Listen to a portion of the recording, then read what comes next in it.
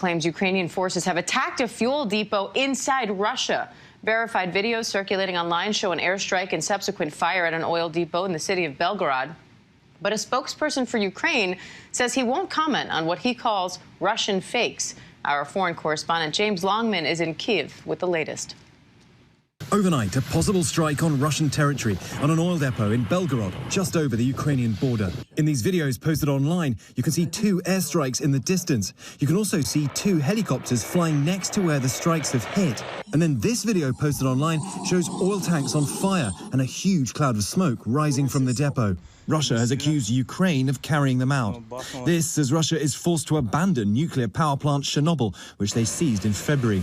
According to unconfirmed reports, Russian troops may have suffered acute radiation sickness and may have gone back to Belarus for treatment.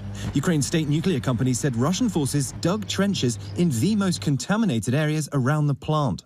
But as some Russian forces reposition, U.S. officials are wary of Moscow's claims. We don't see any indication that they're going to be sent home. And 2 missile strikes on the capital yesterday, one hitting while I was live on air. We just heard an enormous explosion here towards the north of where we're standing. And you can see there deep, dark smoke rising into the sky. Now, we're not sure what's been hit. More strikes in Ukraine's second largest city, Kharkiv, neighborhoods ablaze.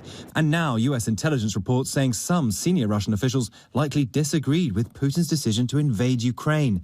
This as U.S. officials also said some advisors are too afraid to tell him the truth. President Biden touching on Putin and those advisors. He seems to be self-isolated, and there's some indication that he has fired or put under house arrest some of his advisors. ABC News foreign correspondent James Longman joins live now from Kyiv, Ukraine. James, any update from Ukrainian officials on this allegation of an attack on Russian territory?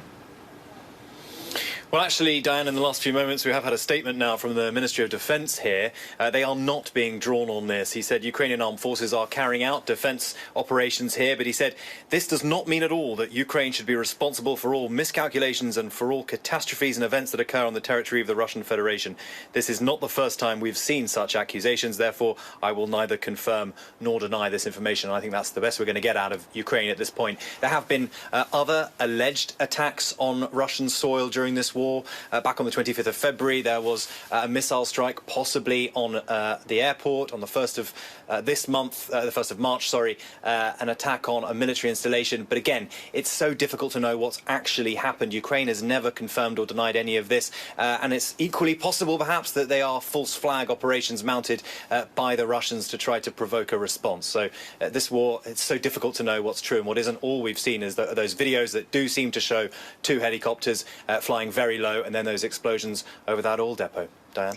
And James, Russian troops have left Chernobyl after reportedly getting sick from the radiation there. Has that been confirmed, and what's the latest on that? No, it hasn't. And actually, Diane, the IAEA is speaking now. The Director General of the International Atomic Energy Agency is speaking now, and he says they haven't seen any evidence of radiation contamination.